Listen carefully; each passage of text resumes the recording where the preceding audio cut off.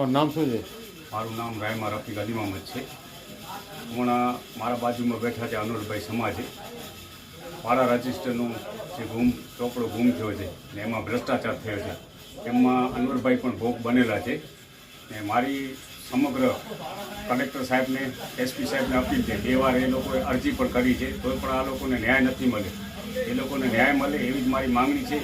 બીજું, એક વાળા રજિસ્ટરનો મોટો ભ્રષ્ટાચાર છે. બીજું, ભૂમાફિયાનું છે માંડવીમાં.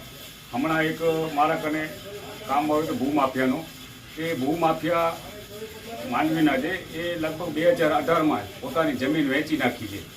2018માં એ લોકોએ પોતાની જમીન વેચી, 2021માં 17 કરોડ અને 25 લાખ રૂપિયાનું બેંકમાં લોન લીધેલી છે, અંજાર બેંકમાં. હવે નાનો જે ખેડૂત હોય એને 5 લાખ રૂપિયાની પણ બેંકમાં લોન નથી મળતી, તો આ લોકોને કેવી રીતે લોન મળી હતી 17 કરોડ ને 25 લાખ રૂપિયાની?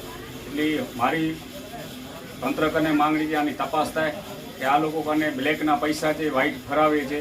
ને હું હમણાં અમે 2-4 જણા ઉપર તો સીબીઆઈની તપાસ થાય એવી જ અમારી માંગણી છે. લેખિતમાં લેટર ગાંધીનગર લખ્યો છે.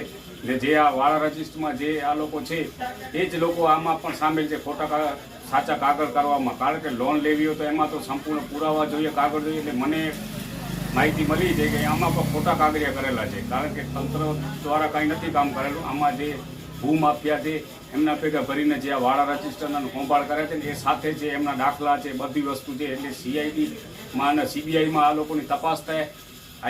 IBમાં પણ મેં EDમાં પણ મેં એને લખ્યો છે પત્ર, આમાં તપાસ થાય. કરોડો રૂપિયાનો ભ્રષ્ટાચાર છે. કારણ કે હમણાં એક સુમરાભાઈની જમીન હતી, એમાં પણ એ લોકોએ ખોટી રીતે એ લોકોને હેરાન કરી, લેન્ડ ગ્રેબિંગ કરી છે.